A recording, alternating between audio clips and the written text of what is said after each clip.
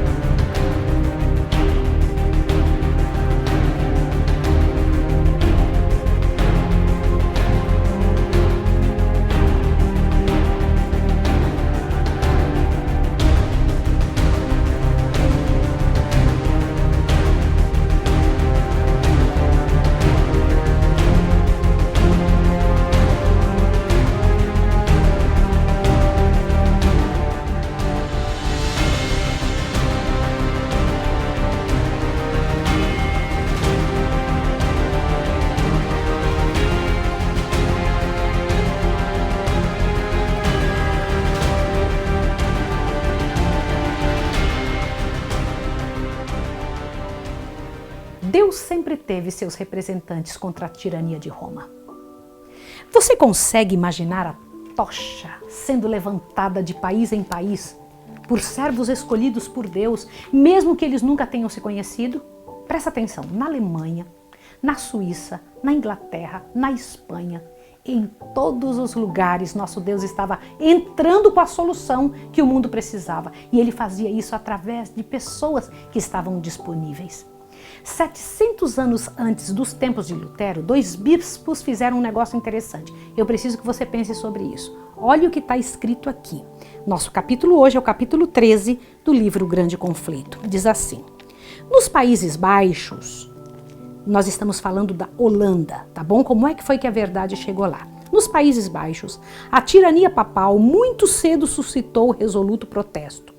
700 anos do tempo de Lutero, 2 bispos enviados em embaixada a Roma, ao se tornarem conhecedores do verdadeiro caráter da Santa Fé, dirigiam corajosamente ao pontífice romano as seguintes acusações. Te prepara agora para ouvir. Lembra, 700 anos antes de Lutero.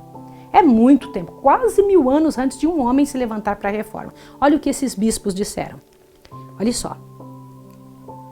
Deus fez a rainha e esposa sua igreja e proveu-a de abundantes bens para seus filhos, com dote que não se consome nem se corrompe, e deu-lhe uma coroa e cetros eternos. Tudo que vos beneficia, e como um ladrão interceptais. Uau, que coragem de dizer que Deus tinha dado tudo para a igreja dar aos filhos, mas o papado interceptava isso e roubava para eles. Avante. Sentai-vos no templo de Deus, em vez de pastor, vos fizestes lobos para as ovelhas. Quereis fazer-nos crer que sois o bispo supremo, quando nada mais sois do que um tirano. Embora devais ser servo dos servos, como chamais a vós mesmos, esforçai-vos por vos tornar senhor dos senhores. Trazeis o desdém aos mandamentos de Deus. O Espírito Santo é o edificador de todas as igrejas, até onde se estender a terra. A cidade de nosso Deus, da qual somos cidadãos, atinge todas as regiões dos céus e é maior do que a cidade chamada Babilônia pelos santos profetas, a qual pretende ser divina, elevando-se ao céu e se jacta de que sua sabedoria é imortal, e finalmente afirma que ainda que sem razão, que nunca errou, nem nunca jamais poderá errar. Interessante que alguém que estude, que pare para pensar, chegue a essa conclusão. Outros foram surgindo de século em século para soar o protesto. Semelhante aos valdenses, espalhando por toda parte o conhecimento do Evangelho, entraram nos Países Baixos. A Bíblia valdense foi traduzida em versos para a língua holandesa. E assim foi se abrindo a mente para o encontro com Jesus. Mas ali também, nos Países Baixos, a fogueira foi levantada e torturas e dor foram infringidas aos que se atreviam a levantar a tocha de Deus. Os escritos de Lutero chegaram e homens começaram a pregar e estudar. Menno Simons foi educado como católico e ordenado ao sacerdócio. E totalmente ignorante quanto às escrituras sagradas, não queria lê-lo, com medo de cair na heresia dos protestantes. Ele tinha medo, falou, eu não vou ler esse livro aqui não. Chegou aqui o Novo Testamento e eu não vou ler porque eu vou cair na mesma situação dos protestantes. Mas certa vez ele teve dúvidas quanto à doutrina da transubstanciação. Lembra o que era isso? Eu expliquei para vocês uns programas passados, né? Que a heresia de se dizer que na missa se constrói o corpo de Cristo todas as vezes em que é apresentado a hóstia e aquele vinho. Compreende? Isso não é verdade, não se faz o corpo de Cristo, só Deus conseguiu fazer o corpo de Cristo. A igreja se jacta dizendo que consegue fazer, Deus só fez um Deus, ela consegue fazer Deus todas as vezes que tem a missa. Por isso a missa se torna um problema tão grande. E Simons tinha essa dúvida e considerou essa dúvida dele uma tentação de Satanás e repeliu o desejo de buscar resposta nas Escrituras. Fez penitências degradantes, tentando acalmar a consciência, mas nada de sentir paz.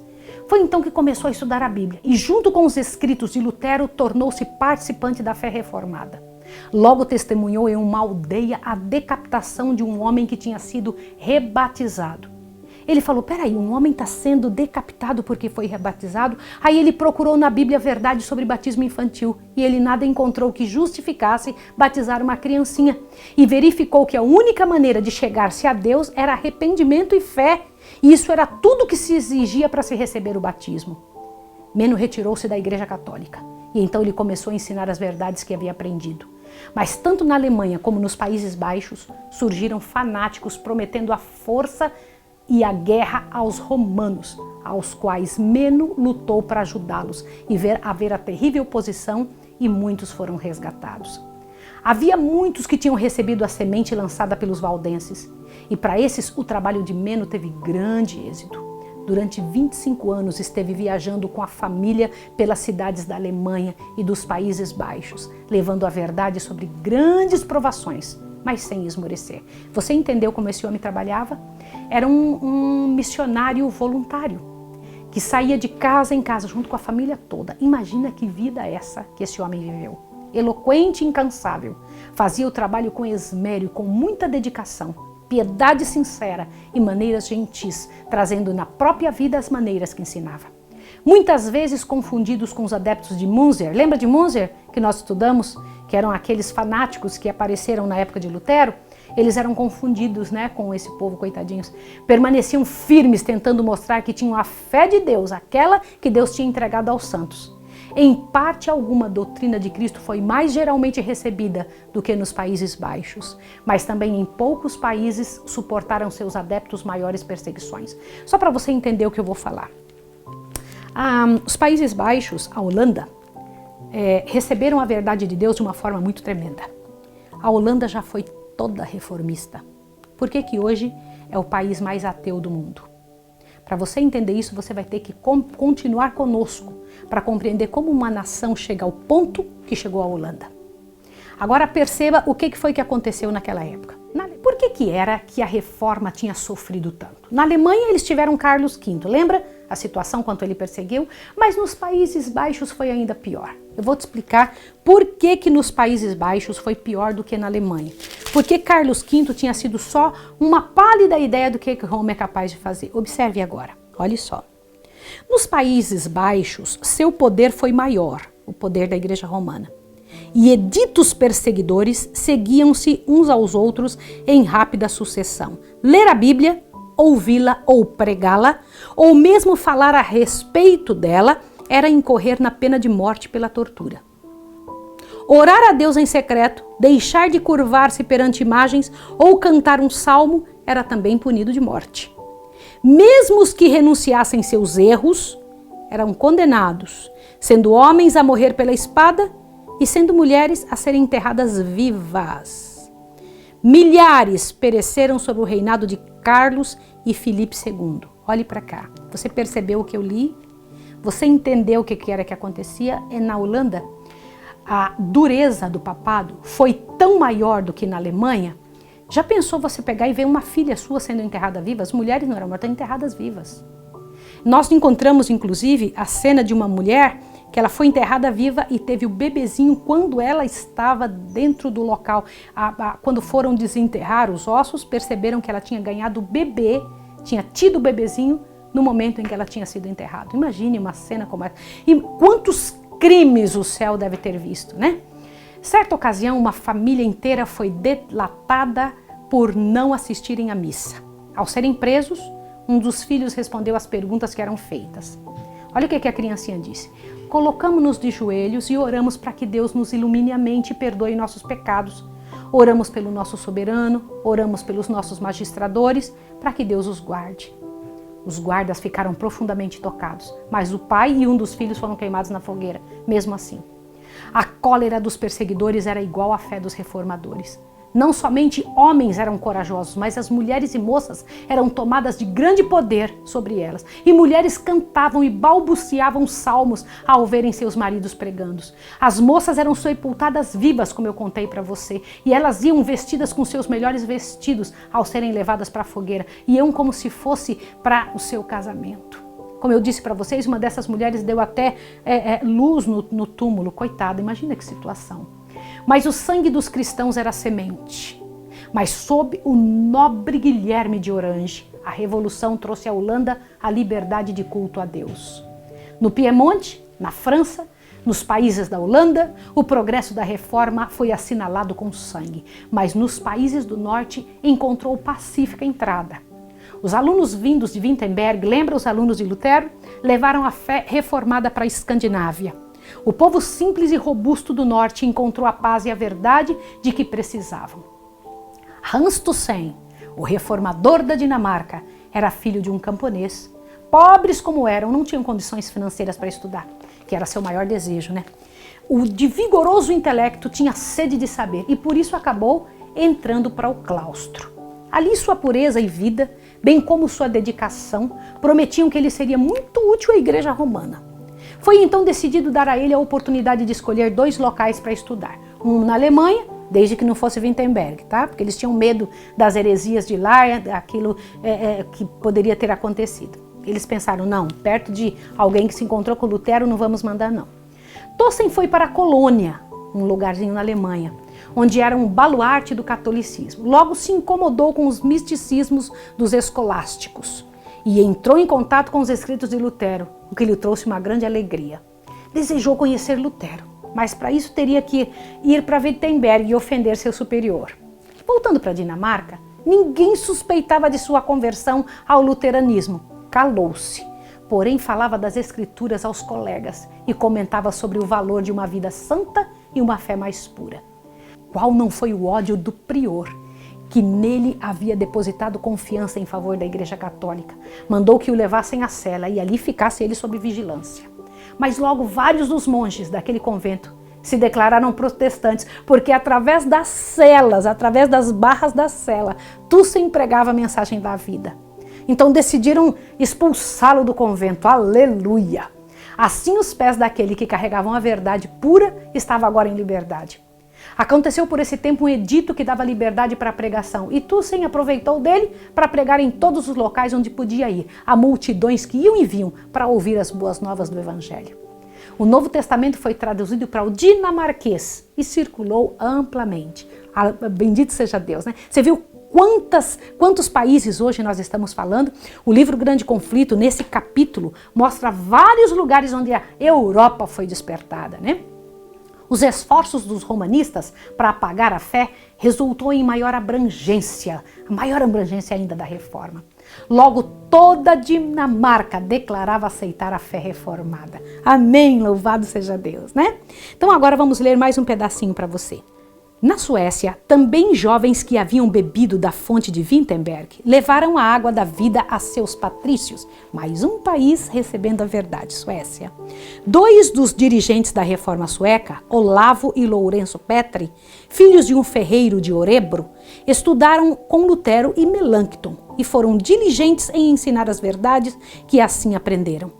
Semelhante ao grande reformador, Olavo despertava o povo pelo zelo e eloquência, enquanto Lourenço, à semelhança de Melanchthon, era ilustrado, refletido e calmo. Deus une temperamentos diferentes, né?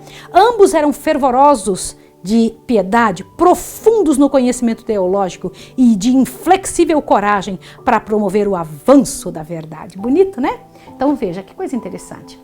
A oposição católica não faltou, mas pela proteção do rei eram libertos. Certa vez, mal puderam escapar com vida. Sob o domínio de Roma, o país estava vedado à pobreza e à ignorância. Vícios de todos os tipos, atormentados pela opressão, tendo uma religião de formalidades e superstições. O rei aceitou a ajuda de todas as formas para desvencilhar-se de Roma e fez uma reforma no Estado e na religião. Na presença do monarca Olavo Petri, Olavo Petri era um homem inculto, lembra disso? Era um homem simples, mas ele foi chamado na frente do monarca. Então ele defendeu a fé cristã com grande habilidade contra os campeões romanos. Declarou-se então que a fé cristã só se podia ser aceita mediante exame e constatação das Escrituras e que abaixo disso nada seria aceito. Declarou-se que a igreja não tem autoridade e a fé foi baseada na Bíblia e a Bíblia só. Amém, é isso que se tem que fazer. Essa contenda mostra como eram, na verdade, os homens que exerciam a fé reformada. Longe de serem sectaristas, ignorantes ou analfabetos ruídos, eram eles homens que tinham estudado a palavra de Deus e tinham sinete santo para defender a tocha em lugares escuros. Quando fixamos nossos olhares nos lugares cheios de saber como Wittenberg, Zurique, nos confrontamos com a ideia de saber, de conhecimento. Chegamos a pensar que Lutero, Zwingli e Melanchthon eram estudiosos e por isso conseguiam essas verdades. Mas o que dizer de pessoas simples como Olavo e Lourenço Petri, que com a Bíblia na mão conseguiram fazer um trabalho de levantar uma nação toda? Então não é só aquele que chega na universidade, consegue entender? Esses dois homens simples conseguiram trazer a verdade para toda a nação. Como resultado disso, o rei aceitou a verdade protestante e não muito depois a Assembleia Nacional declarou-se a favor do protestantismo. Aleluia! Olavo Petri traduziu o Novo Testamento para a língua sueca e após isso o rei pediu a 2 irmãos que traduzissem a Bíblia inteira. Foi ordenado que na Suécia todos os pastores explicassem a Bíblia e que as crianças nas escolas, a elas se ensinasse a ler a Bíblia. Ininterrupta e seguramente as trevas da ignorância e superstições foram dissipadas pela bem-aventurada luz do Evangelho. Liberta da opressão de Roma, a nação atingiu a nobreza, a fortaleza, como nunca tinha visto antes. Eu, quando leio essas coisas, eu fico impressionada e falo, Senhor, faça isso com o nosso Brasil, faça isso com vários lugares, né? Eu vou ler para você esse restinho do que Deus disse aqui. Liberta da opressão romana, a nação atingiu força e grandeza que nunca antes havia alcançado. A Suécia tornou-se um dos baluartes do protestantismo. Um século mais tarde, em tempo de grave perigo, essa pequena e até ali fraca nação, a única na Europa que ousou prestar auxílio, foi em livramento da Alemanha nas terríveis lutas da Guerra dos 30 anos. Toda a Europa do Norte parecia a ponto de novamente cair sob a tirania de Roma. Foram os exércitos da Suécia que habilitaram a Alemanha a desviar a onda do êxito papal, a conquistar tolerância aos protestantes, calvinistas, bem como a luteranos, e a restabelecer a liberdade da consciência nos países que haviam abraçado a reforma. Como você se sente vendo que o Deus para quem você ora tem essa capacidade de, em todas as épocas, levantar pessoas que estão dispostas a fazer o trabalho de Deus? Você pode ser uma pessoa dessa, a quem o Senhor Deus vai encontrar na terra, com capacidade e coração pronto para levantar a tocha da verdade. Você quer isso? Você precisa orar para isso. Peça a Deus, Senhor, faça isso em mim. Eu vou orar por você e por mim agora. Senhor Deus do universo, aleluia, Senhor, obrigada, bendito seja o teu nome por nos dar a chance, a grande chance, Senhor, de saber destas coisas, saber que o Senhor não esqueceu de nenhuma nação e em todas elas fez aparecer, encontrou alguém que quis se levantar a favor da verdade. Usa-nos também, Senhor. Organiza o nosso coração e vida para o louvor do teu nome, em nome de Jesus. Amém.